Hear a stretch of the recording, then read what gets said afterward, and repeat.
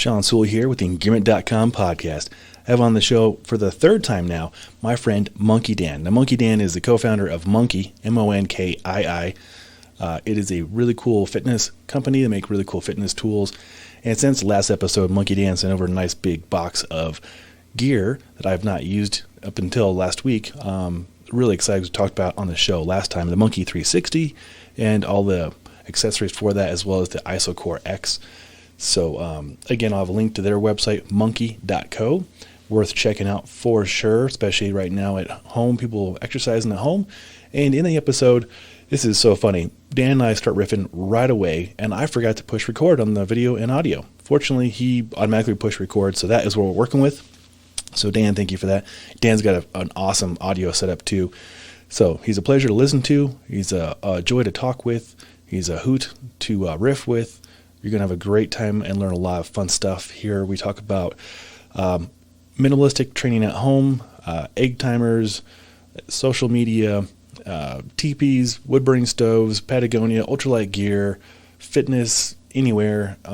It's fantastic. You're going to love this episode.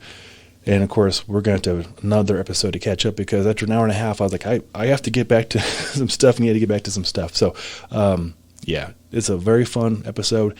And a lot of fun takeaways, and we'll have as many links as possible in the show notes so you can action on those items. Until next time, take care. That's for sure. Yeah. And it's snowing. Oh, I love it. I've already been out on 3 walks. I love it. Oh, nice, man. Yeah. Oh, your microphone sounds so good. Oh, thank you. Thank you. Rode. Shout out to Rode. Heck yeah, man. Yeah, which one is that? Well, you have the Rodecaster like dashboard. Yeah, I do. Yeah. Show it to you real quick. Boom. There you go. Yeah, so there it is. Okay. Comes in handy. Yeah, I think this is just, what is it, the Shure? It's whatever came with it. It was the complete package. Oh, nice. Yeah. Oh, yeah, it sounds really good. Yeah. Really good. Hey, I want to ask you what's going on with Patagonia? I saw you post something. That's awesome, man. Yeah, thanks. So I have 2 contacts there at Patagonia. One is they work with the athletes. So they pitched me on interviewing Z, the really awesome backcountry skier, in an interview. Okay. And then the other one, every fall or winter, I work with them to review their backcountry like clothing. Okay. And then so it'll be I just did the DOS Parka, so I'll do a DOS Parka Light, and then whatever their new uphill ski splitboard touring kit is. Okay. Yeah. Good stuff. Heck yeah. I know. I wish we were the same size because I've got a lot of stuff I don't need. I'd be happy to give it to you. No, I've got an ample supply of REI gift cards. So nice. Yeah, nice. I still have, well, you saw it. I still have my dub suit that I think I got when I was like 16. My snowboard suit, which, man, I love that. I just don't want to get rid of it because it works so well. But there's got to be better stuff out there. So there is. I had a nice dub outfit like you have a long time ago, probably 22 years ago, and it looked cool for sure. And you look good in it, but there's more high grade stuff now. Are they sleeving around? That I know of. Okay. Yeah, I was like, I used to get, when I lived in Montana, this was like 2009, 2010, I'd be going down and people would be like shouting out, that was a decade ago and it was old. So I need to update. It's actually like disintegrating, like the neck collar. Like I'll have this like black mustache from the rubber or whatever. Yeah, that's no bueno. No. So gotta get you hooked up. Shout out Patagonia. I'll apply those gift cards properly. Right on, man. Right on. Well, I'm super excited to chat with you today. What would you like to cover? And have you pushed record already on your end? Yeah, I just start right away because it's just me personally, and I'm happy to do it either way. But I like that natural flow. I feel like as soon as you go, for me, I feel like as soon as I get into that like mode, my mind switches. So I am recording. No, that's fantastic. My favorite part of the discussions are almost always before we push record and then after push record. Because that's when the real juice flows. Right. Well, it's like, think of when we've been up splitboarding, if you could have like the headset just record those conversations, they would be like the best podcasts ever because they're so fluid and natural, and it's this back and forth. I love that, you know. We're in our happy space. Yeah. We're working through like whatever opportunities we're thinking about. We're like, and I've been bragging about you the last week because I got your care package right behind me with your sweet, man. 360 and the gear center for the IsoCore X. I brought it to our gym and teased everybody right after a group class, and they're like, "What is this?" I know this guy. He's really badass. To him. And then last night, my wife was hosting an ugly sweater / holiday cocktail party on Zoom. And it was all female, and then I pop on, I'm like, oh, I've got this really cool guest tomorrow. I'm going to chat with Monkii Dan. Look him up on Instagram. He's got a 12-pack. Yeah, they all like went silent for 2 minutes as they're observing your. I'm getting really good at Photoshop. That's all I got to say. That's hilarious, Dan. Well, yeah, I'm looking forward to taking this package over there this afternoon and put some clients through it with your Monkii 360. That's a sweet setup, man. Thank you for sending that over. Yeah, for sure. Have you taken it for a test drive yet, or?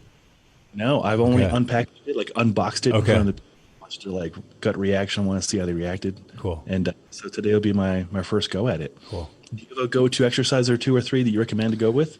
I think do you have the app? I will. I'll download after this podcast. The app, because I think with 360, it's like it's the training and the product are kind of perfectly synergized where you can't, one without the other doesn't really work. So download the app, and I would say, gosh, I really like, they're all different. The HIIT section or the cardio section is more like high intensity. It's more like Tabata style. Core is more rep based. So it's a little slower pace. It's more rep based. And then hybrid is a combination. So you'll do like, maybe 10 chops, rest for a little bit, and then you're doing 30 seconds of more of like a kind of like almost jumping rope combined with a medicine ball type of rotational exercise. So I love all the videos are there, and you know how to move, so it should be pretty intuitive for you. So I think hybrid's really good. The challenge, actually, there's a program called the 36-Day Challenge. Most of those workouts are really good. So I think if you just play around with the app, you'll find stuff. And then there's the exercise library as well, which has all the movements. So you can kind of just be like scroll through and be like, oh, these 3 look really cool, and make a little triplet or something. So downloading it right now. Yeah, it's all there. So that's great. It's interesting. We've gotten really good feedback on 360 from people that backed it on Kickstarter, bought it, whatever. Like people that are doing the workouts, they love it. And I use it every day. I love all our stuff, obviously, but it's been a challenge kind of communicating how fun and just unique the workouts are versus like, I think it's just because it's kind of a novel system. Like there's nothing really like it. Whereas, Monkey Bars, Pocket Monkey, there's other things that people have seen and recognized. So it's just been a challenge from like a sales marketing perspective. But, as a system, it's like, it's certainly the best feedback we've ever gotten. So I'm really stoked. I'm really optimistic. It's just, how do we communicate to a larger audience? That's such the challenge. So we're working on it. Well, let me help you with that. I cannot wait. I'm going to shoot a video. My guy today, he's Orthodox Jewish, Modest Yahoo. Shout out to you, Modest Yahoo. We're going to train outside in the snow, testing out some outdoor research gear. I know you got the nice. Oh yeah, right. Shout out. OR, they make great stuff. Oh yeah, man. So yeah, we're going to go test out some mountain hardware and outdoor research gear in the snow with your IsoCore and the Monkii 360, getting a transverse rotation in there. So totally. We'll heck out of it. Totally. Yeah, I'd be curious to hear your thoughts as well on the IsoCore X, how those grips, I'm just curious how that is a different stimulus on the shoulders and the arms versus more like, a standard handle. Yeah. No, I think it's a fascinating topic. And I think last time I was hanging out with you in person at Monkii headquarters, I was showing you the mace, and you I watched your go off. So I think it's great having the distal weight, like you put the weight in the Monkii 360 and have that distal 2, 3, 4 on top of the resistance band, which I think is fantastic. Plus it's compact, as opposed to what I usually use for the training for rotation. And then the IsoCore, when I pulled it out, I'll take a picture and show you this today. Next to where the gymnasium outdoor setup we have, there are these grip balls, and people will hang from them. And also we have like ice axe handles. We'll hang from those too. So the people I get to work with are all about varied grips because we're outdoors doing stuff, right? There's never perfectly cylindrical handle on something, right? Right. That just doesn't exist. Right. Yeah, so everybody's really excited on the stuff you were sent over. Nice, man. Yeah, I appreciate it. No, it's good to get feedback that people that are kind of on that next level. So, yeah, critical feedback is extra appreciated, It, yeah. Well, that's super cool. Yeah, I'll have some feedback for you from Us Yahoo and my other people today. Sweet. I can't wait to have you at the gym, and like we should shoot some videos over there in the snow, even better. Oh, hell yeah. That is so fun. Yeah, you would dig it. Worth the trip. Do you use the maces quite a bit? Personally, I do. I've got there's two right there. Okay. A 10, and for anybody who's curious about mace, definitely there is the right way to do it. Don't just look at YouTube videos. Basically, a mace is a weight, 5 to 25 pounds. I wouldn't recommend going heavy. I'd go lighter. That's on a tube, and you can make your own. There's instructions. You can use like a broom handle and cement in a Home Depot bucket, basically, right? And get really creative, or a flower pot. And long story longer, it's just a weight. It's distal, away from you, and then you use it in smooth patterns, not aggressive, but smooth patterns, and it helps mobilize shoulders, which are a really key thing. I know Dan really appreciates mobilization of the shoulders, and they just look barbaric and badass too. It's kind of fun to train with them. People, what are you doing, and what is that? And so I always carry 2 in the truck, and then I have 2 at home, and they're portable. They last forever. I've yet to break one. And I think they're in stock on most places, which is good. Right. Yeah, it's been wild I've been trying to get a couple more kettlebells, and it's like they're sold out everywhere all the time. It's amazing. I have the best news ever, Dan. I got an email from Rep Fitness here in Colorado. Yeah. In stock yesterday. I got it too, and I looked, and they were all sold out, it said. Oh, what? Yeah. Oh, that makes me very happy. Then I'm sorry. Well, yeah. I mean, hopefully, I'm wrong. Maybe we could check it out real quick. Yeah, because somebody said that too, and I went and checked, and I saw the weights I was suggesting. The 28, 32, and 36 kilos were in stock, but the lighter weight ones were not. Yeah, let's confirm this, because I'll post this probably today. So if anyone happens to be looking for one, the bummer, man, with these guys is I loved going and doing the local pickup, but I went there and picked up kettlebells a few months ago. Okay. We got 16 kilo in stock, 18 kilo, 20, 22, 24, 28, 32, 36, 40, 44, and 48 kilos. Oh, snap. Okay. Well, I retract my statement. I'm sorry, Rep. We don't want 12 and 14 anyways. Yeah, right. Just get the weight. Yeah, I want to get like a 32, and I was thinking of going, what's the, is it 48? What's like 106? The problem is like that's almost body weight for me. Yeah, you're very muscular, but yeah, that's your body weight basically. I think the 32 would be fantastic for you for the two-handed. You would probably go right to the 48 for the two-handed swings. Who am I kidding? I would also for you. I would get like a 22 or 24 for overhead presses and for one-arm swings and stuff. And I think that'd be pretty good for you. Right. The 24, I did snatches on Wednesday. I did Quick in the Dead this morning, actually. So Wednesday I did snatches. It's my forearms that pump out actually the most on those. It's my grip that usually fails first, which I wouldn't have expected. Although, when I was climbing a lot more, I think that would have been a different situation. But yeah, it's my grip that really gives out more than anything. But today I did one-arm swings and plyo push-ups. And I wanted to ask you about this. So I'll kind of alternate between knuckle push-ups where it's like trying to punch through the floor. Yeah. And then today I did essentially a plyo push-up where my hands are flat on the ground and I'm pressing as hard as I can and just trying to get some air essentially. Mm-hmm. Is that the typical that the typical way to do it? Yes, it is. Okay. Good question. I actually learned this when I was hanging out with Pavel at the last Strong Endurance seminar back in November. And my friend Alexei did a great job demonstrating the exact program you're talking about. He used a 32 kilogram for the two-handed swing, and his form is phenomenal. So with the Quick and the Dead, it's not about like how heavy can you go. It's basically how safe and quick can you go, right? It's Quick and the Dead.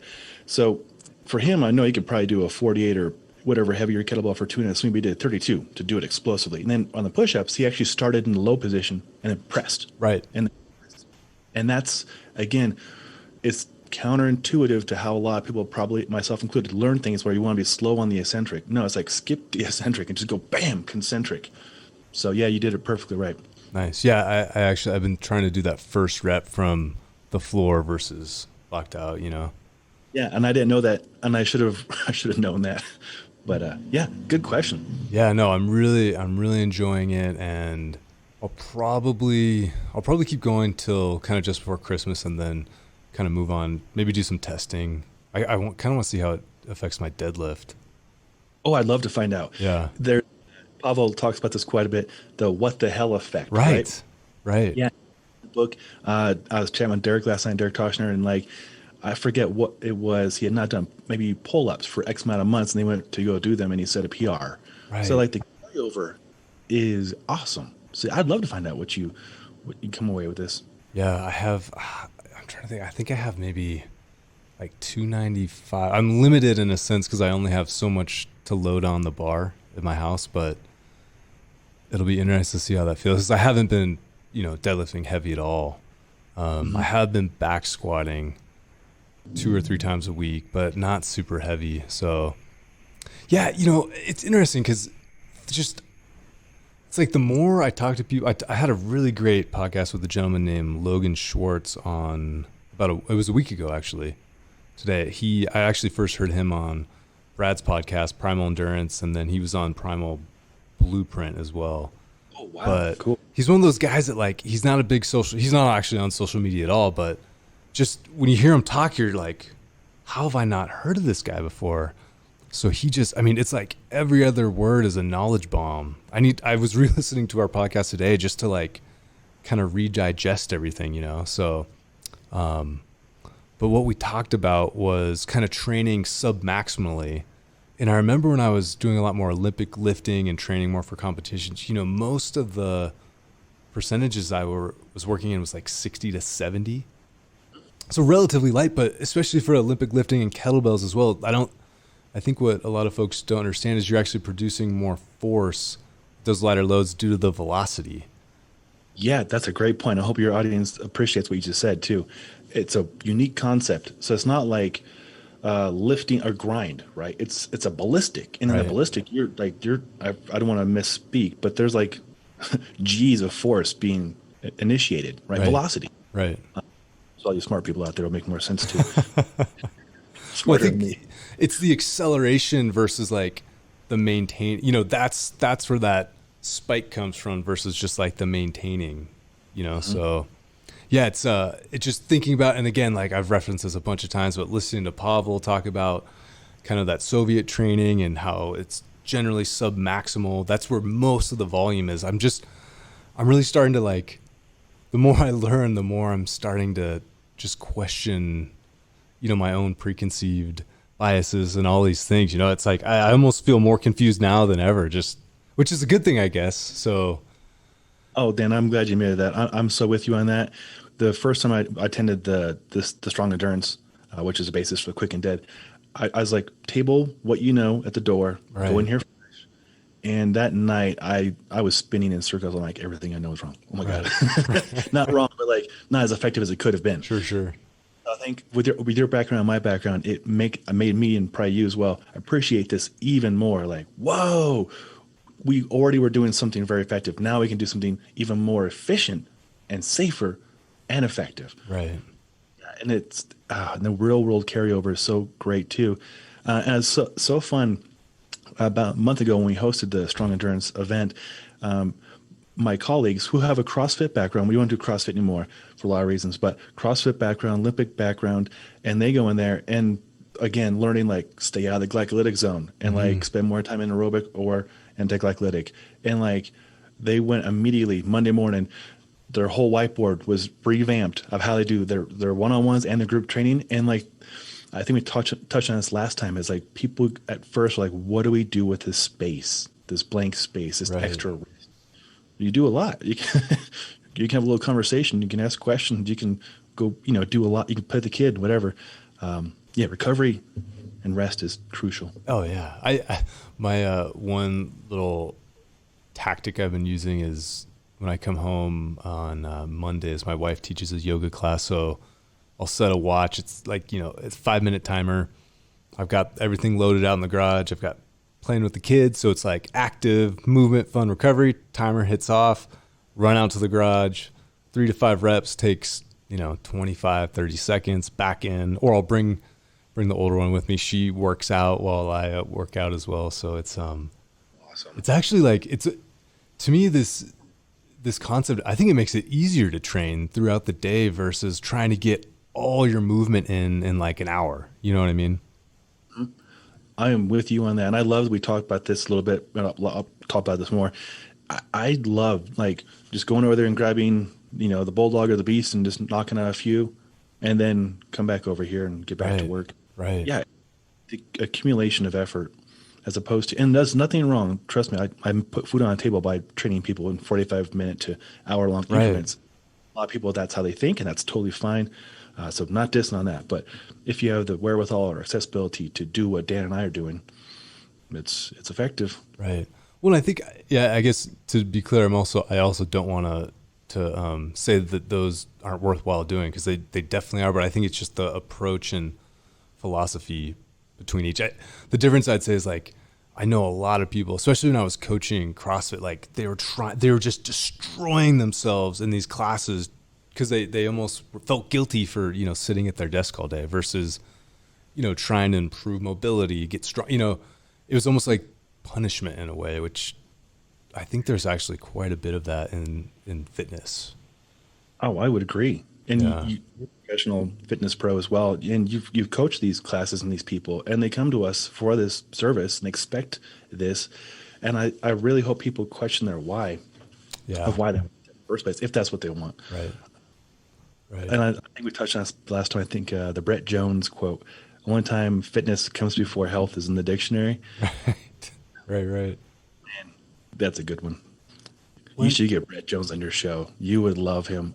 He's the best. Oh yeah. I mean, I look at like, your guest list. I look at Brad's show. I look at, Rogan, whoever. And it's like, I don't want to have the same conversations, but when I listen, like, for example, when you talk to, oh man, I'm blanking again. Strong First. Matthew Flaherty, Jeff Sokol. He wrote the Hit vs. Hurt article. Oh, Craig Marker. Craig Marker. He's brilliant. It's like when I'm listening to you guys talk, there's like all these other questions I want to ask. So, that's one tactic I do just from like a thought process. Oh, I love it. I would love to hear your conversations. I'm sure you're going to have more than one with him. I'll link you guys up after the show. That'd be great.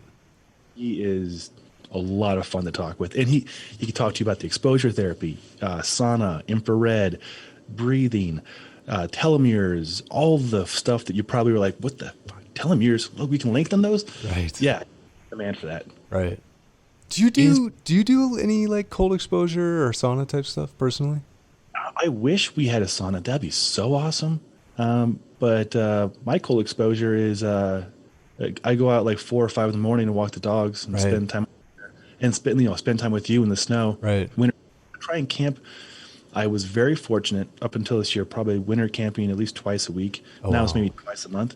But yeah, sleeping in 10-degree weather, it's not deadly. It actually feels really good, and I feel like it recharges me for the rest of the week. Right. And it probably sounds horrible to some people listening. Right. But you get the right gear. Okay.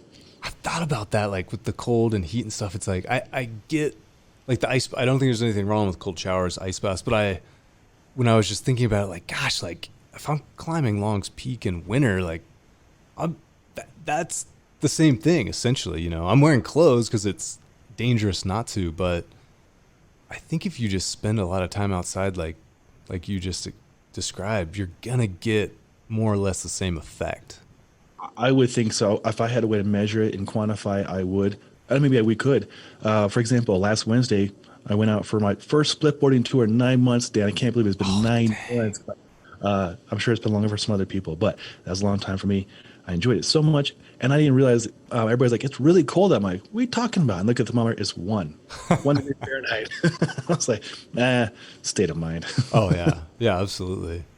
Well, especially here, it's I've noticed like, I can be in just like a thin base layer when it's like 10 degrees and there's no wind. Especially Right. that it's just so dry here.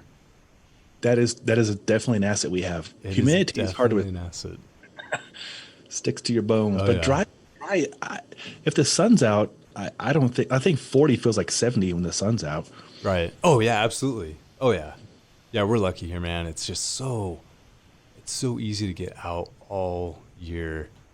And yeah, I don't know. I was just thinking about that more. Like I think the ice baths are cool. I think cold showers are cool. I do them personally, but I just wonder if, you could kind of get a double benefit by, taking your dog for a walk early in the morning. You're walking and you're getting that, I like to call environmental conditioning. Yeah, I like that. Yeah. But just kind of like, instead of everything being segmented, there's a lot of ways you can kind of hybridize these different modalities, for lack of a better word. Absolutely. And to your point, that post you read on Facebook yesterday, I put up. It was like 9 o'clock at night. It was snowing, and I was Right. like, "Oh my gosh!" So I was in the snow for an hour, just replying to everybody. My wife's like, Why don't you come to bed?" I'm like, "It's snowing," Right. Right. and I'm chatting with friends online, and this is rewarding. Totally. Actually, what I've been doing, this is a great functional workout. There's some Christmas lights, like maybe a quarter mile, half mile from our place. They did a really good job. Town of Superior, nice work.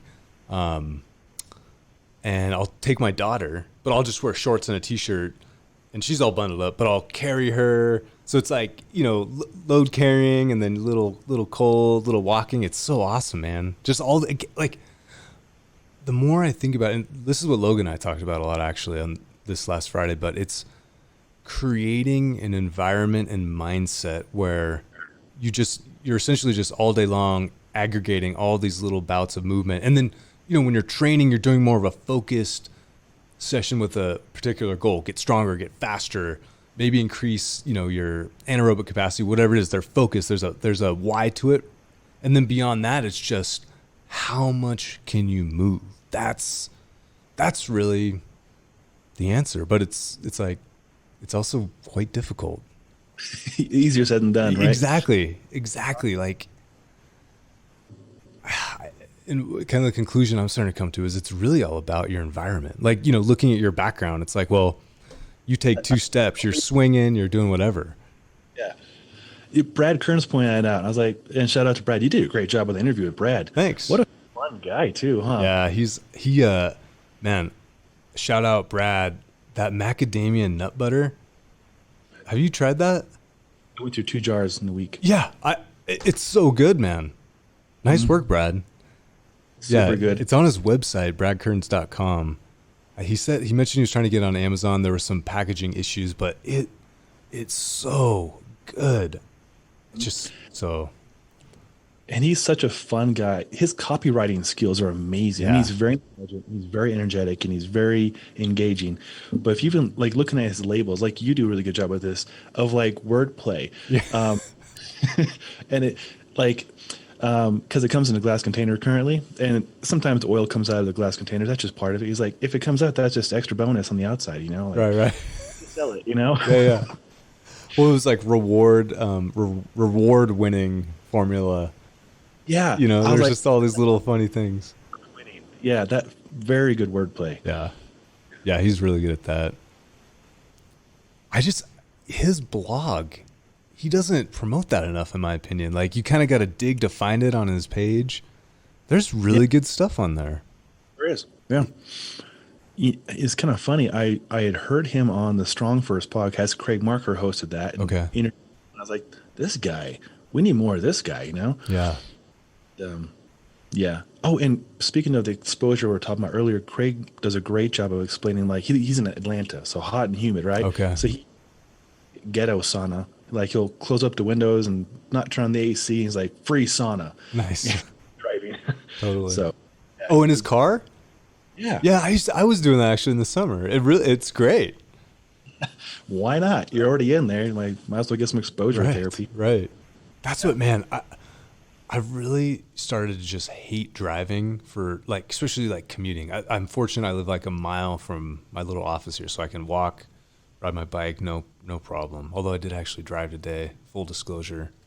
But That's kind of Yeah, I just got soft, honestly. But again, it's like back to that environment. Like, it's so easy to not do anything all day long, but you can also make these simple changes. And a lot of it's mindset as well, but it's like, how do you communicate that? And then it's like, it's one thing to kind of communicate these principles and philosophies and all that, but you know, I think having like directed, like, how do you program micro workouts all day?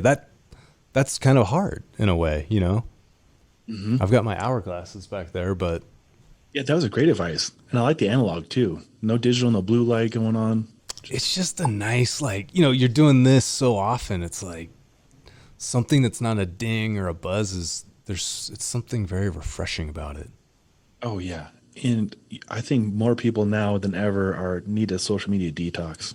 Like I budget half an hour a day, and that's between an 11,000 person backcountry ski and snowboard Facebook group, which is his own full-time job, and then the different brands I help run. But you know, as a business, it's important to be on there, and you're really good at this. But like, it can suck you in. It's nice to not have the notification and the egg timer you have right there. Just bloop. Right. Yeah. Actually, that was a question I had written down here. How, so that you kind of budget like a half hour a day for. Yeah. And it's definitely helped me a lot, because there's plenty of times I've been guilty of going full bore into social media, and these go down a rabbit hole, right? Right.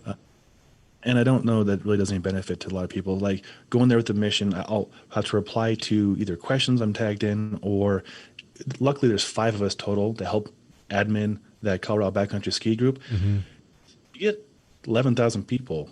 There's a lot of different varieties of sea in the world, and it doesn't always go well. Sure. So, but also the benefit is you have 11,000 people that don't see the world the same way, that offer information that they can assimilate and use and share. So it's a catch-22. Sure. Sure. Yeah. Yeah. That's it.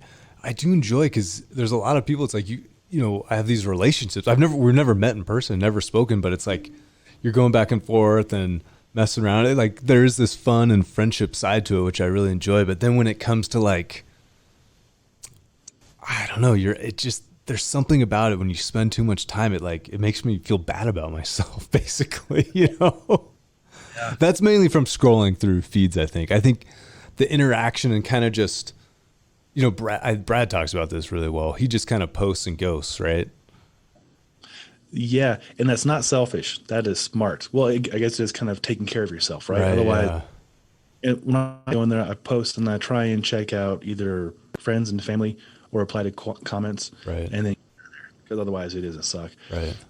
Wednesday night, my wife went to go visit her mother, and I was like, oh, cool, I'm going to stay home and watch Cody Townsend's The 50. I got my snowboard boots on. I got my bibs on. Got a beer. I'm like, this is great. Next thing I know, I spent 3 hours watching TED Talks. I started with one, and it was like, there went the night.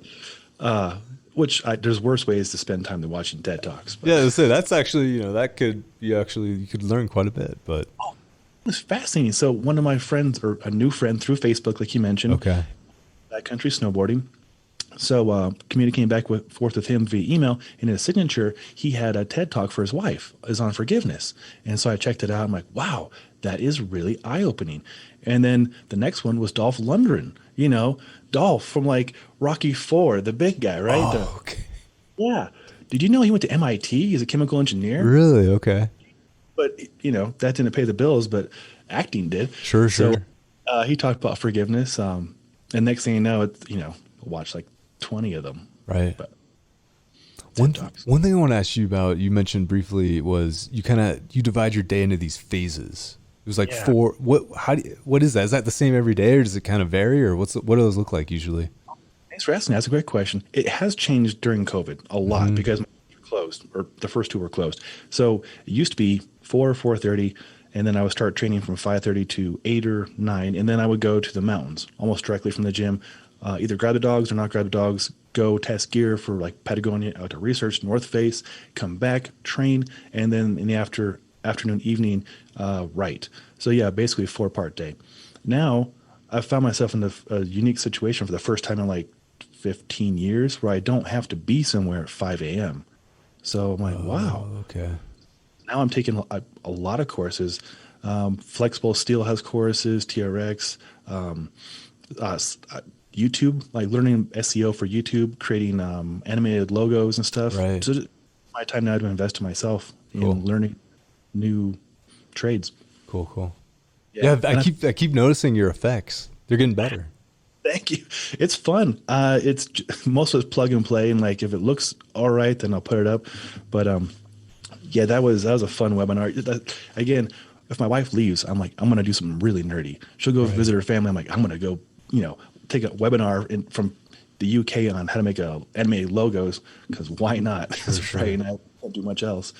But yeah, it's been fun, and I'll be able to create logos for a lot of my friends' companies, and made one for Brett Jones for his birthday, and made some for my friends' businesses. It's just fun. Nice.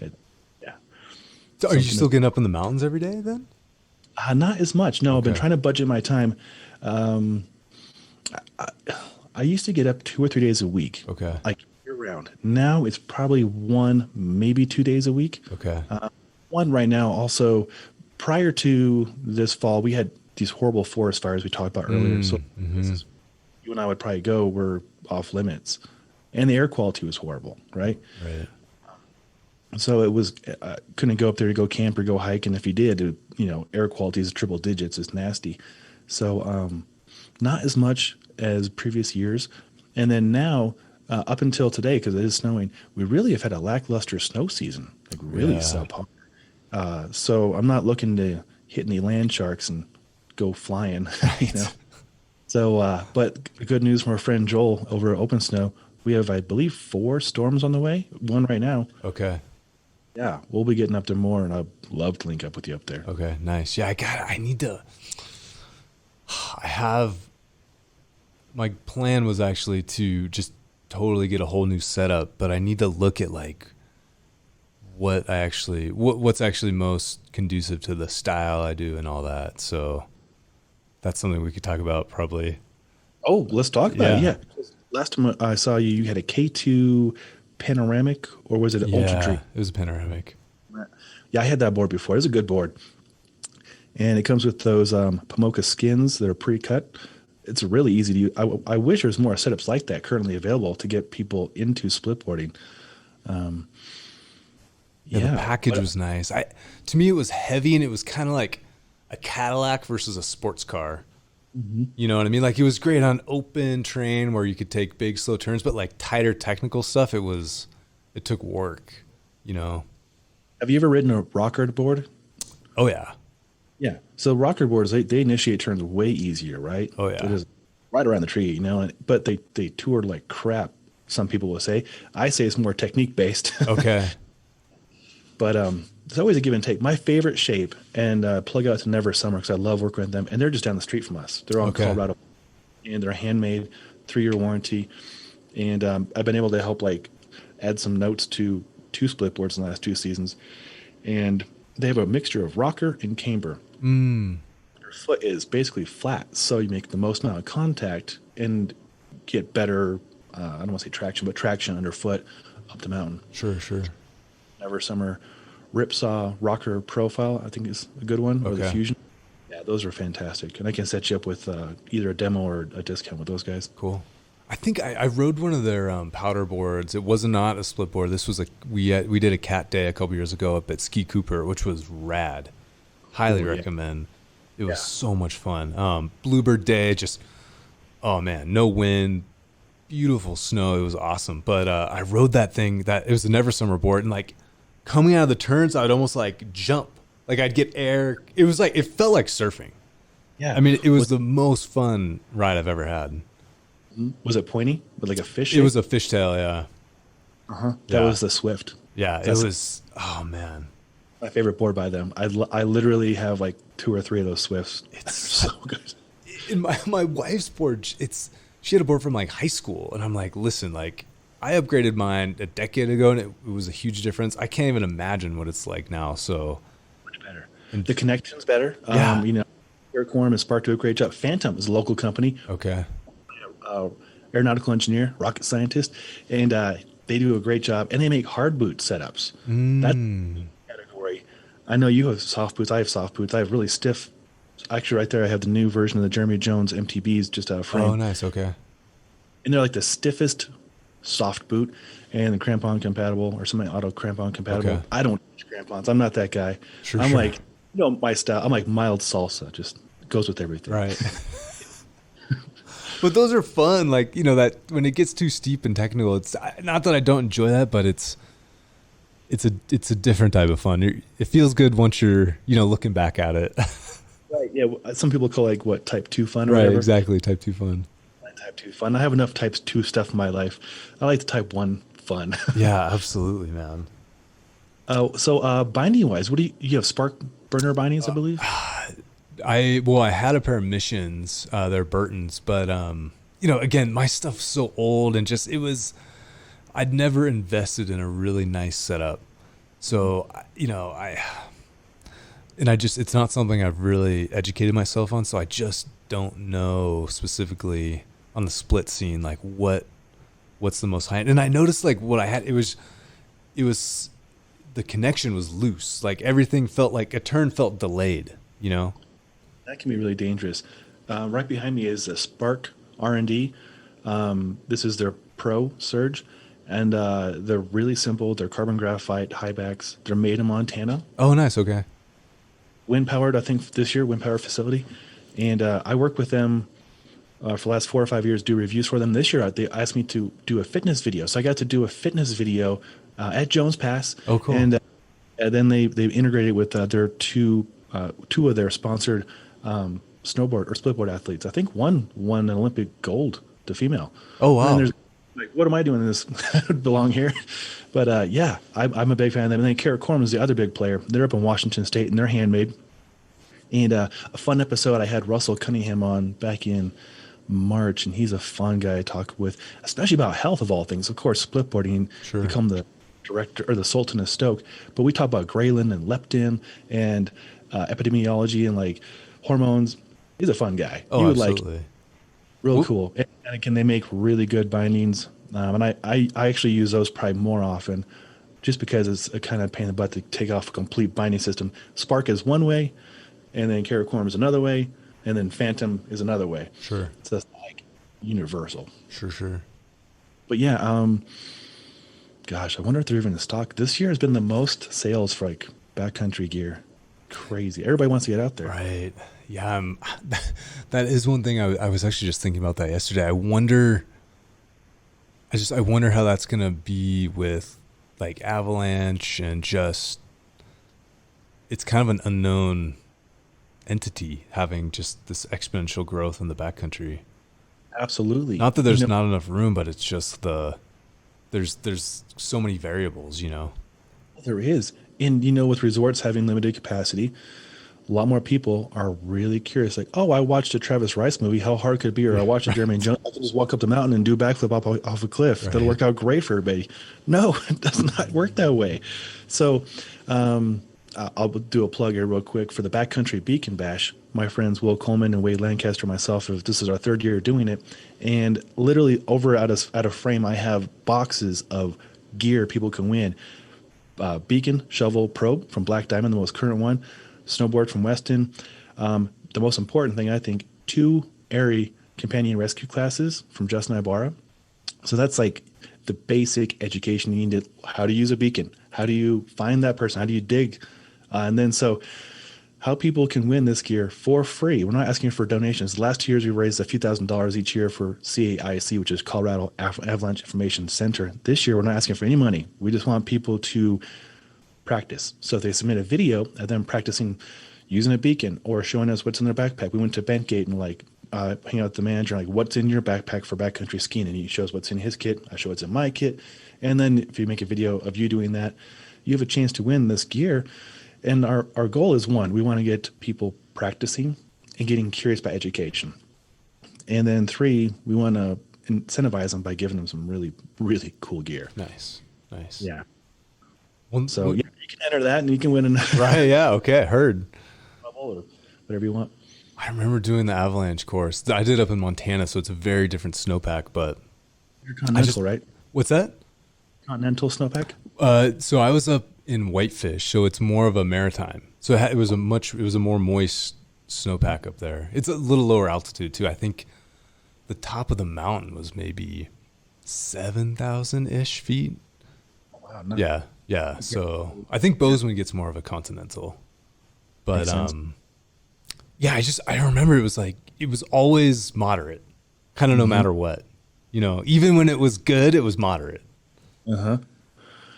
And I always had, whenever I was dropping in on something, I always had this feeling of like uncertainty, It's like, it's not that we didn't, try and mitigate risk as much as possible, but it just, it's not like a binary thing. It was always gray area. It's just, is it a darker gray or a lighter gray, It's a good way of putting it, Dan. And to clarify for anybody who's listening or watching, there's maritime, which is like more moisture, so the snow's more wet, like mashed potatoes. Intercontinental, and then there's continental, which we have here in Colorado. And by many people's standards, Colorado has the most dangerous snowpack in the lower 48. It's nuts. It's great snow.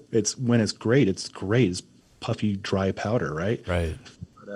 But there's not just one kind of snow either.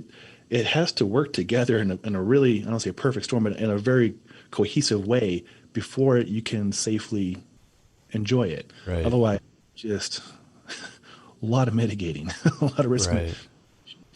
And what the course that Dan is talking about, ARI, American Institute of Avalanche Research and Education, there's a level 1, a level 2, and then in the middle or before level 1, depending on how you want to view it, is the companion rescue. And in the level 1, they're going to teach you that everything's going to kill you. So watch out for everything.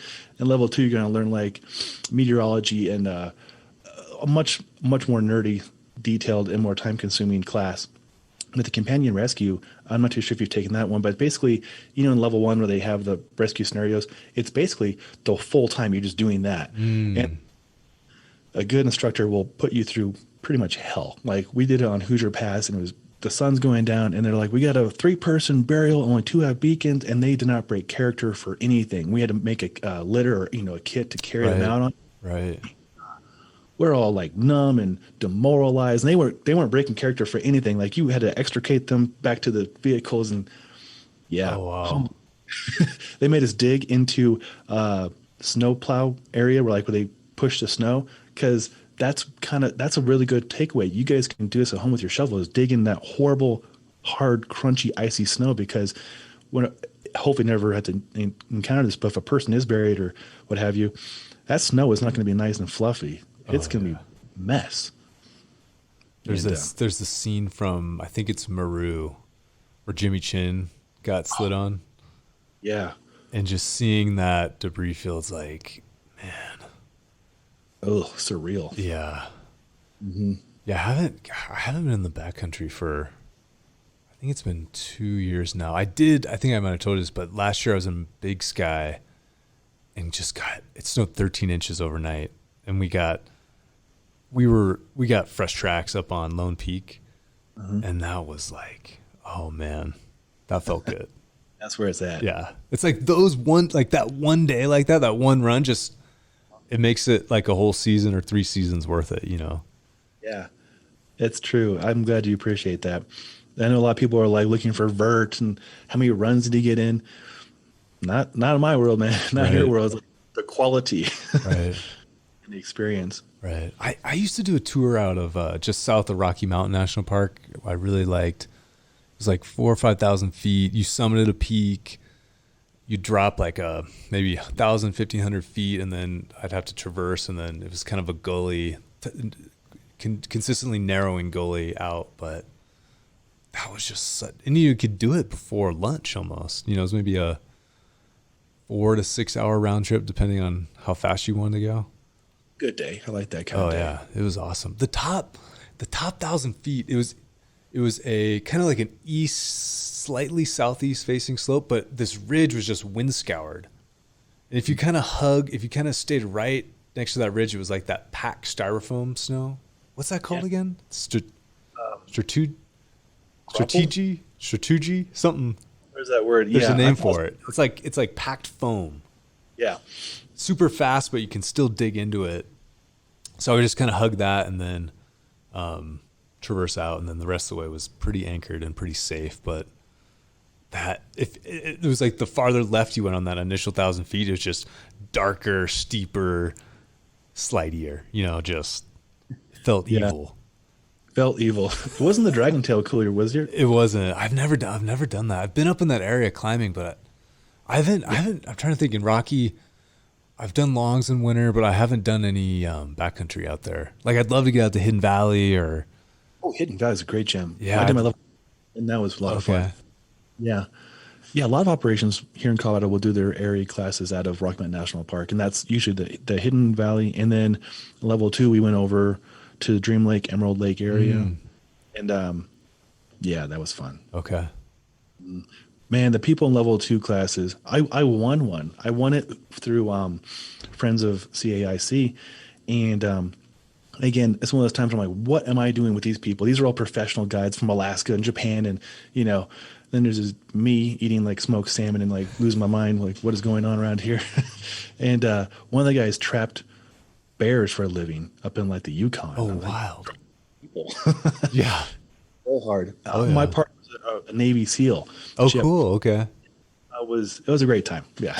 Oh, yeah. What smoked salmon did you have? Honey smoked. Was it Patagonia? Always. I would have a pocket of salmon. I got my beacon pocket. I got my Is it the Patagonia salmon? I have that in the cupboard. That is for rare occasions. That's That like stuff's legit, man. so good. My favorite Patagonia provisions, and I've gone through like dozens of these, is the smoked clams or smoked mussels. Okay. I think it's mussels. Yeah, mussels. They're so good. Okay. I haven't tried those. I was really impressed by the salmon. Really impressed. Yeah, the Patagonia provisions, I don't know if anybody knows about that yet, but it's really high quality, very, very environmentally friendly. They brought back a grain, was it Kamut with a K? Mm-hmm. So it's very quick growing, very nutritious. All the meat is really high quality, sustainably caught fish, sustainably harvested mussels and all the things. It's good stuff. Oh, absolutely. Have you checked out Wild Idea Buffalo? Not yet. Dude, there's a Yvonne Chenard and the guy Dan O'Brien who's founded Wild Idea. There's a few podcasts with them.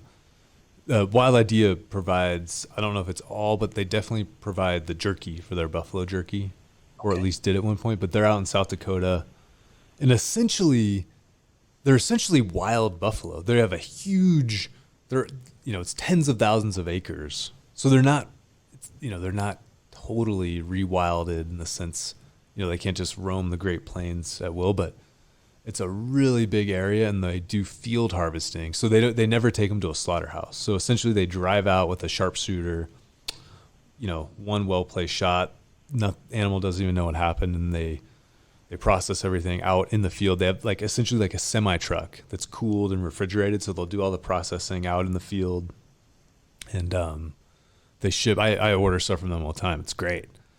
It definitely has more of like that wild meat character versus, I think a lot of buffalo bison that you see in stores, it's pasture raised, but then it's typically finished on grain and typically finished slaughtered at more of like an industrial slaughterhouse. So I kind of dove deep down that rabbit hole right after my second daughter was born, because you're holding the bottle for hours a day, going through a lot of podcasts, and it's just one of those things. It's a really cool one. I just like the people. They're just good people, and just the whole philosophy behind it, the regenerative agriculture. Bison are a native species to the Great Plains here, so I like that. I like just the whole kind of holistic process. It's a 5-hour drive from where I am to their ranch. So it's not uber local, but it's, you could drive there and back in a day. That's pretty local. So wow. Yeah, Cool. definitely worth checking out. I have a deep freezer for this very reason. Right. Like you're a bow hunter, you're a hunter. Anybody I train that's a bow hunter, and if they're successful, my freezer is probably a quarter full from their. Oh, okay. All right. I would love to restock with this. Oh yeah. Again, it's like you can taste, it tastes different. It almost has like this, like sweetness to it. Wow. Yeah. It's very lean. It's not super fatty, which there is some nuance to cooking it, but man, it's, the ground bison is awesome. I really enjoy the hanger steaks as well, which I didn't know the hanger steak was the diaphragm. I didn't know that. I didn't know that either. It was just good. And then I asked the butcher one day, like, what cut is this? Because it's unusual. Like, you can't it's hard to kind of pin where that came from. It's like, oh, it's actually the diaphragm. So, wow. yeah, it's almost organ meat. Yeah. Speaking of organ meat, have you had any organ meat recently? You know, we buy pate pretty regularly. It's usually chicken liver and maybe some duck liver. And I have a deer liver in my freezer. I have Stephen Ranella's The Meat Eater Cookbook. So I think it's a moose recipe I want to try out. And I also have a huge thing of bones I want to make elk bone broth with. Oh, next But I need level. to get the 5-gallon, pot to boil it all up in. That is awesome, Dan. Quick tip for anybody listening and watching this. On game meat, it's easy to overcook, right? Because it's so lean. Yeah. I always cook my meat based on time or using your hand kind of thing. Don't do that with game meat. Get a thermometer. Right. Don't ruin that meat. No. I got I have a Green Mountain Grill. It's the wood pellet. Oh yeah. Which I love. I love cooking on that thing. Just it gives it that light. Well, you can smoke meat on it as well, but when you just straight up kind of grill it, it gives it just that real light smokiness to it, and it's got a built-in meat thermometer as well, which makes everything very easy. Oh, that's cool. Yeah. Oh, Yeah. they're good. And this one actually was pretty affordable. I think I got the Davy Crockett version. It's small. I think it was the smallest one. It's kind of actually more designed, I think, for tailgating, but for our situation, it worked out great. But it was like $300 or something like that. It wasn't bad. No. I don't know if that's still what it is. This was a year or two ago, but yeah, highly recommend. Green Mountain Grills, Traeger's, I think what everyone hears about, but Green Mountain's legit too. I will look into it. Yeah, Traegers are like $600. Yeah. There it is. Davy Crockett, $2.99. Oh, sweet. Okay, I was right. It's at Target. No way. Okay. Well, I might have to ask for that for Christmas because I'm cooking on a damn panini press. Oh, nice. I had this Swedish grill, little 1 pound propane grill out on our deck, and loved it, used it, and a lot of use. My wife made me get rid of it when we got a panini press, and I've been grilling successfully on a panini press. That is, I don't know. Have you played around with any of those new stoves that are like Patagonia came out with one? There's a few more where you kind of build like a little twiggy fire and it'll boil. You've used those? Yeah, they sent over, I think, that stove. Let me pull it up real quick. We have it on Engearment.com. I'm really fascinated by those. Oh, it's super cool. And then Solo Stove sent over several stoves. Okay. Biomass, and it's a double burning system. And I really, because of our fire, so I wasn't able to go test them. I'm like, I can't test them because we literally things on fire. So next time we go winter camping, I'll bring it. I have a fire pit one. It's huge. Okay. And last time I used it, we cooked ribeyes and cast iron skillets, and they were so good, so good. Wait, is the big one you have a Solo? Oh yeah. Okay. How's the smoke output? Does it put out smoke much, or is it pretty clean? It's really clean, really, really clean. It's super efficient. Okay. So like backyard, it'd be great. You're not going to smoke out your neighbors or anything like that? Would be ideal. Okay. Yeah. The Untethered Kit. Yeah, here it is. Yeah. I love that concept, man. Like I saw it and, there's like this total, there was something about that, like going back to the basics, because when you're going out in nature, kind of the point of it is to have less and be simpler, And, I also, especially like long distance backpacking or bow hunting, having that techie gear is super, super helpful. And I wouldn't want to go back from that now. But for just kind of like, taking some time off, I really like that untethered concept. Oh, for sure. Yeah. I'll send over the link for the Untethered, for the Solo Stove. And then we also work with BioLite. And the BioLite one's really cool because it's right in the middle. It burns biomass and creates energy, harnesses energy, and they can charge your GPS or your cell phone. Oh, right. Okay. Yeah. Okay. Smart people out there. Right, man. But like you said, it's super cool, especially with your background as a firefighter, to appreciate a fire in its simplicity And especially when you're using these kinds of stoves that keep it very efficient, it might use more fuel, but should have an abundant supply of that. Oh, absolutely. How is it? Like, have you used the Patagonia one, the untethered stove? Personally, I've not. Will Rickers and his son Kai did. Okay. Okay. They're hardcore. They're more hardcore than I am, Dan. They're like sharp campers. I'm Sure. like, I'm at the very least. So yeah, they were testing out some stuff for 6 Moon Designs and Hyper Light Gear out of Montana, I believe. Okay. And yeah, they're ultra light. I'm like kind of lightweight, more like overpacking lightweight, and they're ultra light, ultra light. Cool. Yeah. That's what, when I did the John Muir Trail, I had an Osprey pack, which I really liked. It was the Talon 44 liter, perfect size for that. Really, it's a light pack too. I mean, I'm sure you could probably get lighter with like a Hyperlight, but it was super light. But the comfort on this thing, I have actually really bad. We have I also have an Osprey kid carrier pack, and it like my hip flexors were ruined for a few months from just the way the hip belt. And I couldn't, no matter what I did, no matter how I adjusted, I could never get it right. It just destroyed. So now I have to wear it without the hip belt. So my traps are getting jacked. Yeah, for sure. No, that's fun. Yeah, we're working with Osprey they have a new backcountry pack, and Gregory has a new one as well. Yeah, I cannot wait to get back to splitboarding, man, and testing gear and camping. Yeah. Freaking fire! I haven't had a fire in over a year. It's crazy. Oh yeah. Yeah, I'm really interested in those, like the BioLights, the Solos, just for the backyard. I miss that. There's something about the campfire that's it's like you're meant to do that. You're meant to sit around the campfire and Primal, and it's ingrained. Yeah, My wife man. almost won't go camping unless we can have a fire. Right. And so this year, I got a bunch of LED lights and just string them around as a light source to hang around. Cool. Okay. Doing the best we can Right. to stay with the resources and opportunities. But yeah, a fire is really nice. Oh yeah, absolutely. Well, I can send over a discount code for BioLite and for Solo Stove for you. Word. Much appreciated. And they're awesome people. They're companies like you and me, and they just like networking and getting shout outs from you. Oh yeah. Cool. I think, gosh, did they do a Kickstarter? I think they probably did. I think they did. And they're both running some crazy sales right now. Okay. And they work really well. The Solo Stove I have the camper one that you can cook on. Then I have a small one that I keep in the truck at all times. Okay. And I'd recommend it for backpacking. And then I have the fire pit. I think it's a Yukon. That would be great for your yard. Okay. And you can still cook on it, or just, and it's cool because your kids are going to love the way it looks.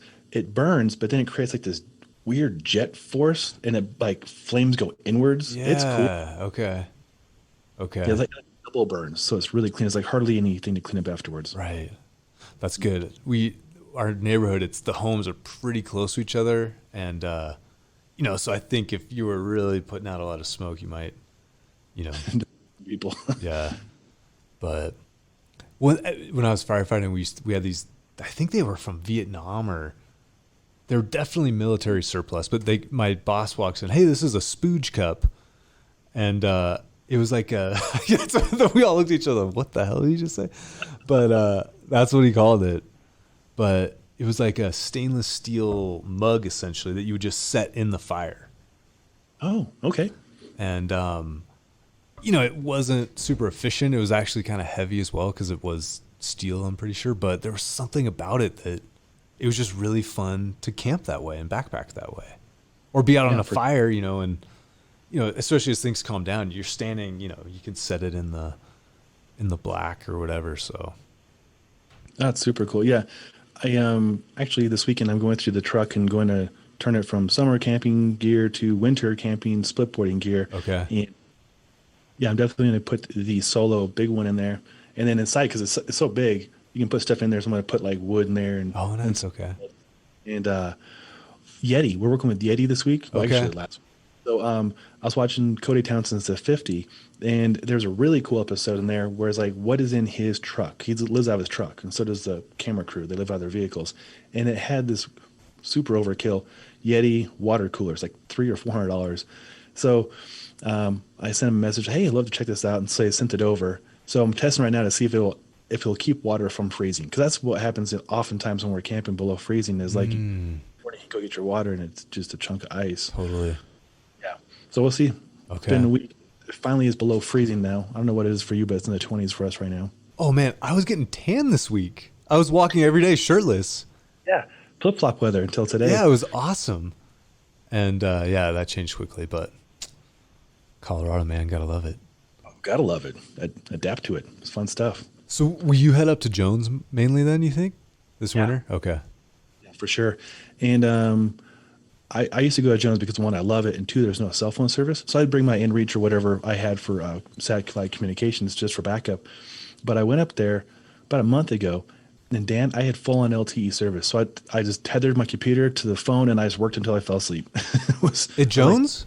At Jones. Full on. Better than I have in my home. Oh, man. You know what? I was up there in July, and I do remember getting service now, actually.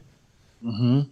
Can you think about the possibility? You could do a live stream. We could do a live stream monkey workout up there. Gosh, man. Yeah, I was reaching out to some people trying to find a place I could set up like a teepee or a yurt for like an office, like in the mountains here.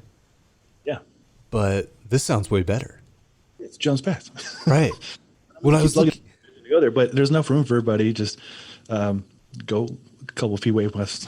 Sure. Have you seen there's a company, Seek Outside. They're out on the West Slope. They're in Grand Junction. Oh, not yet. They make teepee tents. They make backpacks. They make hunting packs. They make all this different stuff. Really cool. But I'm sure you've seen them. They make these tents. Some of them are Dyneema. Some of them are like a nylon, kind of like your standard tent material. But they have a stove jack. Yeah. Have you seen those with the little collapsible titanium wood stove? I have some hunter friends who are all about those stove jacks and stoves. I've never used one, but I'm so enticed. That would be, to me, it's like head up to Jones, throw up that, pound out an hour or two, do a few laps, come back. You know, you could totally work session up there. Let's reach out to them. Let's get this going. I'm into it, Dan. What carrier do you have? AT&T? Verizon. Okay, I have AT&T. I wonder how that works up there. Do you have an iPhone? I do. Uh-huh. Okay. I can ask my friends who've been up there what carriers they have. We can ask the Hive Mind 11,000 people in the backcountry ski group. Right. Or I can just go find out. Do some on the ground testing. What was it? Did the parking lot have service or? Oh yeah. Full on. Okay. We toured up to Sean's Run. Okay. And on service. Yeah, full on. Okay. It's encouraging because I know you and I, we run our businesses. It's nice to be able to stay connected and or check in on loved ones, you know? Right. Absolutely. Yeah, that was one thing when I was out hunting this last year. You know, I'm off trail like 95% of the time. And, you know, especially here with all the blowdown, it's like you could really get jacked up and no one's ever going to find you out there. No. So I need to just get an InReach. I mean, it seems silly not to. You know what? I've had the Spot, I had the Bivy Stick, and the bigger Garmin, and the InReach. InReach is, in my personal opinion, the best. Okay. It's a phone. You can type, which is so much better than trying to toggle through old school. It's small. Battery life is great. And it works at Jones, works everywhere I've taken it, no problem. The Spot, I'd hate to say I don't like to give bad reviews, but the Spot, it's crap. Don't Fair enough. Work someplace else in the country, but here in Colorado, in the trees, no. Right. Do you find, have you been backcountry like outside of kind of the Front Range, any other areas? Yeah, Washington, quite a bit in Washington. Okay. Mount Baker, Mount Shukson. Okay. There. Okay. Yeah. What about elsewhere in state in Colorado? Not as much as I'd like to. I'm typically, like a quarter day or third day or half day. Okay. So range, Vail area. Okay. The Go Range just changed names this year. I forget how to say the new proper name for that range, but yeah, that's about as far as I get. The name changed? Oh yeah. What had changed? Let me find out real quick because I don't want to misspeak. To a native. Oh, cool. Okay. Nuchu. Oh, okay. That's a beautiful range, man. Especially when you drive from like Silverthorne north towards Steamboat. That is such a cool view. That's like a very underappreciated area of Colorado. I just ruined it, but There is a saying, the range we don't speak of, but we do because it's beautiful. Oh, there's some great, man. Even just out of Vail, some of those trails are really, I really enjoy that area a lot. Oh, for sure. There's a really cool one called the Commando Run. Have you done this? Mm-mm. So, 10th Mountain Division training area. Oh, okay. Shrine Pass, which is like Vail Pass and then Shrine Pass. And again, another great camping area with cell service most of the time. But you start off at Vail Pass and you tour up. It was the toughest tour I've ever done. I don't know if I do it again. It was like type 2.5 fun. Okay. And it ends up either in Minturn or into the backside of Vail. Okay. And the panoramic, the first year I had that board, and I was with like really good AT skiers, and they were just smoking me. And I'm just, the first year of splitboarding is just demoralizing. You're just like, this sucks. This isn't. Everything's heavy, and good learning opportunity. Oh, for sure. Yeah. Have you stayed at the 10th Mountain Huts ever? Yes. Oh, those are beautiful. We did Fowler Hillard Hut, something like that. Okay. Really cool. Okay. Have you done it before? Man, the one hut trip we did, it was New Year's Day we hiked in. This was down the San Juans. And it was like 50 degrees, sunny. There's no snow. It was a late snow year. There's, a little bit, but we started on snow. We maybe got a mile or so, and then you're on a Forest Service road. It was like a 4-mile tour up to this hut, and it was just dry. I mean, literally dry. So we just stuck our stuff in a tree. There's no one out there, and we hiked up to the hut because we were going to the hut no matter what. So it ended up being like a January hiking trip at 13,000 feet. It was beautiful, beautiful weather. There's a sauna. It was awesome. Oh wow! Yeah, it was a really fun trip. I think we did 2 nights there, but yeah, it was like, it's world class snow when there is snow, but this was 2017, I believe. New Year's 2016 going on 2017, and there's just no snow. So bummer. Yeah. You on a hut trip, you want to go skiing or snowboarding. Yeah. Oh, that's in a sauna though. We didn't have a sauna. I don't know about you, but like we broke into teams. I think we had 12 of us, and so person's harvesting snow, person's melting snow, person's cooking food, person's cleaning dishes. Like it's a system, Right. Yeah, it's a lot of fun. Yeah, huts are fun. Oh yeah, this one they even had this was fancy. Like there's hut keepers, they had running water, they had a compost toilet. I mean, it's legit. Yeah, but I like that. I want that 10th. Even like I think I've never really snow camped like truly. Like we're in the snow, but whatever. It was car camping essentially. I've never really like snow camped where I've had to been carrying everything and melting snow and all that for an extended period at least. You know what? There are some splitboard specific winter camping avalanche education courses out there. Oh, sweet. Okay. Yeah. So you go up there, you tour up, and I know a lot of my friends they'll take a polk. Is that the right word? Like a sled behind them. Yeah. Carry more gear because you're winter camping. You want some warmth. Right. Yeah, that'd be fun. I haven't done that in a long time. I've never used a polk though, so I can't speak to that. But sure. Yeah. You're right. A lot of the winter camping we do, it might look cool on Instagram, but literally it is just truck camping. And then we go like over there just a little bit camp. Right. But it's for the convenience and the fun of it. Yeah. And not more than like to brag like, oh, I went in 6 miles and lived off the land. And no, I'm not that guy. Right. Well, it's like that's what was so when we first met and you were telling me how you like go up, it's like you're just getting out, like you're taking what you can get, which I'm like, why don't I do that more often?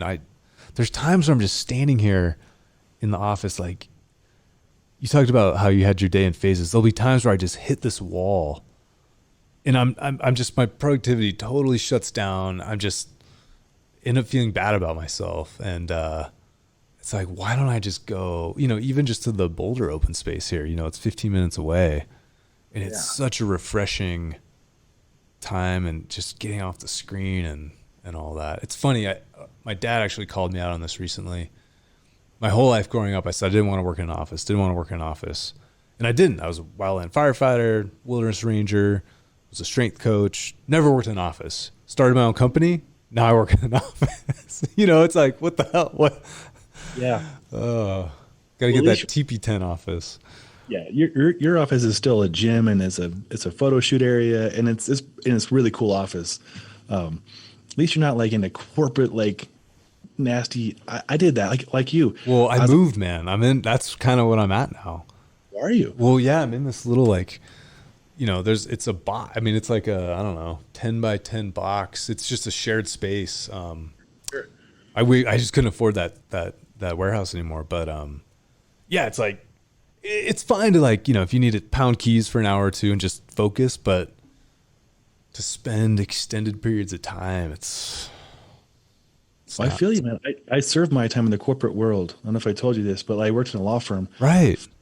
For like 15 years. So I know what it's like to work in an office and stare at I have dual screens right now, but stare at two screens and your boss is there and the water cooler talk and the Broncos and this and that. And like, Right. So I totally understand. And yeah, I was like, my dad did accounting and IT. And I was like, I'll never do accounting or IT. And I wound up doing both. How did I get here? Right. But, Right. do what you got to do. Well, you know what I do miss though is the team, like, going from like being a college athlete and then going to firefighting. That was such an awesome transition because you were still in that team environment, and then even wilderness. I think I actually got a little depressed because I was alone a lot, which was awesome. It was this kind of double-edged sword where it's hiking all day. You're out, you're in these beautiful, just amazing areas, but you're alone. So I think it made me realize I wasn't, I enjoy company more than I maybe thought I needed to. That's profound. Yeah. I feel like during this whole COVID thing, I'm really introverted. I'm like, oh, great, I can do this. Sure. And then I'm like, wow, I really do miss people in a bigger way than I thought, you know? And then I find myself any excuse to go to the store, interact with, right? I'll talk to the clerk for 20 minutes. What's your name? Where are you from? What's your favorite color? I'll help you. I did this job before too. I'll help you. Right. But connection, I think that's one of the takeaways for this year. Like not taking things for granted. Being more present, more grateful, more empathetic, more compassionate, and appreciating community more than ever. And you've got a great community with the monkeys, and I'm fortunate I get to lean on my Engearment team. I think we have like 35 riders, so stay in communication with them. Right. And I kind of live vicariously through them. A lot of them are like a lot of them are guides, professional guides for skiing, for rafting, and I like get to live through they're younger than us too, live through their experiences and their write-ups and their pictures, and I'm like, it's cool. Right. Communities. Yeah. No, we monkeys, you guys are awesome. Much love. I still think though, you can never totally substitute for that just in-person group, real-time experience. There's just, it's like supplements versus eating a good diet. Like you can get pretty far, but you can't quite get all the way. So my wife and I were just talking about this last night. I'm really I want to go back. Ew, man, me too. I'm fortunate that I get to see people in person, safely distanced and outside. Sure. So now more than ever, I appreciate the heck out of it. It's it's deeply bonding for sure. How many, are you doing group classes or more one-on-one, or what's the situation? I've always enjoyed small groups or one-on-one. So I train a lot of couples actually. Oh, or cool. family. Okay. So it's really good, interaction for them. And our group classes at the gym are never more than 8 people. So never more than 10 gym total. And we have everything's taped off, and we have in their little box like all the things they'll need for that workout, kettlebells or the barbell or whatever fitness tools. And then a quarter of our gym is garage doors. So we open those guys up. Around. We got this nuclear heater that you turn off for 5 seconds. It just heats the whole damn gym up for an hour. It's crazy. And it's I'd love for you to see it. It's great. And we structure it in the way that we never have, like I said, more than 10 people ever at one time. So usually I'll book all my people in a row, and then I'll have pretty much the whole facility to myself for 3 or 4 hours. Oh, cool. Okay. I don't know, whatever their music is. Some people are into jam bands and Fish, or some are into, classic rock, and we'll just blast the speakers and wing stuff around and have a good old time. Sure. It's a lot of fun. Right on. Mm-hmm. Yeah, love to have. I was talking to the guys about you. Maybe have like a monkey education course there or something. Come on down and like how to use the products and stuff. Yeah, I was thinking about that. Like, I think I overestimate. Well, again, my wife and I were talking about this, but most people's physical education stops in high school, maybe even middle school, and probably the education you were getting, unless you had a really good teacher, which I know they're out there, you probably weren't getting that. What's the right word? You probably just weren't getting a great physical education. Let's just put it that way. So we're expecting people that, first of all, didn't get a great physical education as far as just basic first principles of movement, exercise, all these things, and a lot of which have changed as we've learned more. And we're expecting them to do workouts, especially, with Pocket Monkey Bars. There's some pretty, intense, challenging exercises, and there is a lot of nuanced positioning, technique, all that stuff. So I really think there's certainly a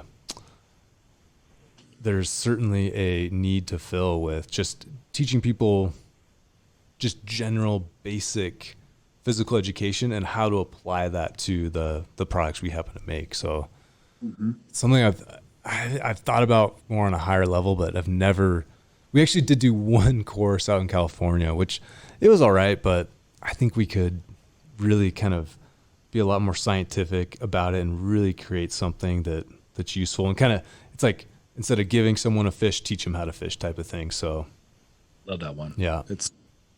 Well, to your point, anybody I work with, I go through an intake process of like their movement patterns, like you probably did, and then explain to them the why, or what their why is and how we're going to integrate it.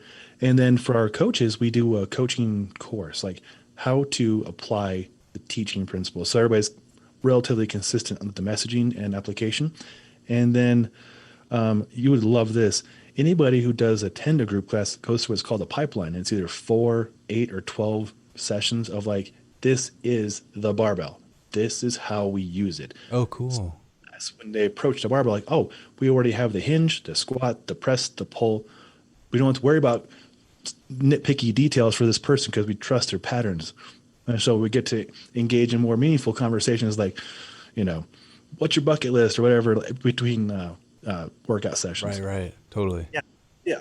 Proper education, because I think a lot of people, especially people maybe move new to an area and they join a gym, they join a group class, or if they can, and they're just kind of thrown into the mix. And like, I'll see what this person over here is doing. I'll try and emulate that, but I don't know why I'm doing it. Sure.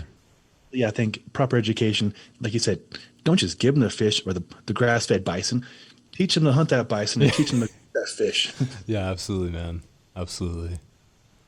Yeah, good stuff. I love our conversations, man. We cover some territory, and I've got 2 pages of notes and two whole Chrome browsers full of resources for us to apply to the. Oh yeah, show.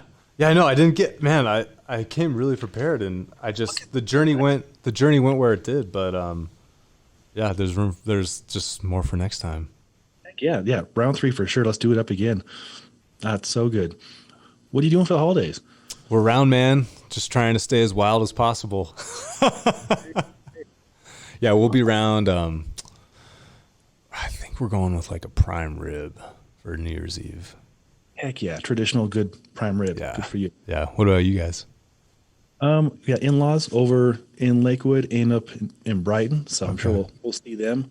And then the day after Christmas is my birthday, so I always celebrate that in the backcountry. And I was in. Thanks, man. Hell yeah. So that's what we're doing. Right on. Well, I think there's some good. There's a great line to wrap up on there, I think. What's that? I can't remember what it was, but it was a really good one.